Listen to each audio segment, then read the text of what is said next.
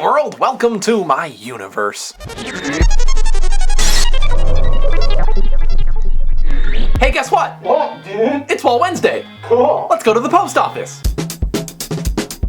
So, how's life going for you guys? Life is going very interestingly for me. I mean, things are definitely on the up and up. I mean, YouTube-wise, things are going great. I'm loving this new format, and it seems like you guys seem to like it a lot, too. But two things are weirding me out just a little bit. First of all, this weather that we're having is kind of, well, I don't know. I guess it's normal. It's just we haven't had it for a while. It's the first real gray, rainy day we've had all season. And I mean, I like the rain. I like myself a good storm, but it's just, I don't know, it's different. The sun does, however, appear to be peeking out from behind the clouds. And the real thing that's freaked me out a little bit is last time my girlfriend was in the hospital. She's got a channel here on YouTube, youtube.com/strummingsally. And in her video today, I think she talks about it a little bit. But she's on the mend. Everything's fine. But she hit her head and just some weird neurological stuff was going on afterwards. She lost the ability to speak for a few hours. And that was really legitimately freaky. I tweeted about it and I got such a positive response from you guys. You guys are so freaking awesome. And I'm not just saying that. I mean,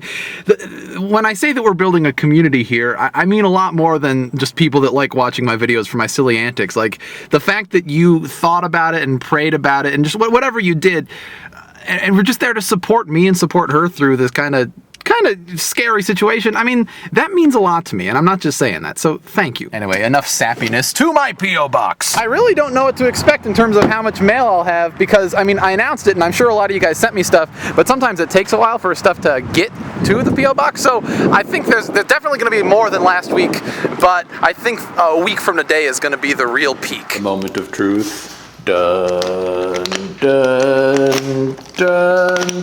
Da, da. That's a good amount of mail there. Oh yeah, I can definitely dig this. Let's go back to my wall.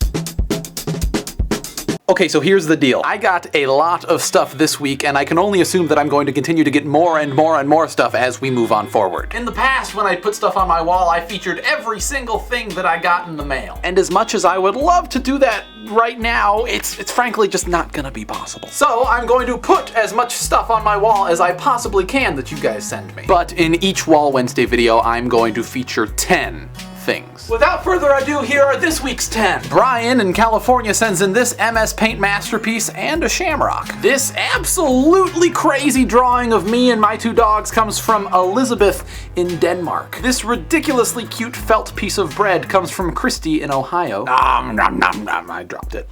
This Lego DBU comes from Jacob in Massachusetts. And he glued the Legos down, but as it was being sent through the mail, the Legos in the D fell off.